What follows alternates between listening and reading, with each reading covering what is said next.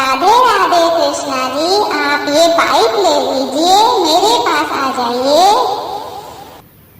राधे राधे कृष्णा जी, आप ये कार ले लीजिए, मेरे पास आ जाइए।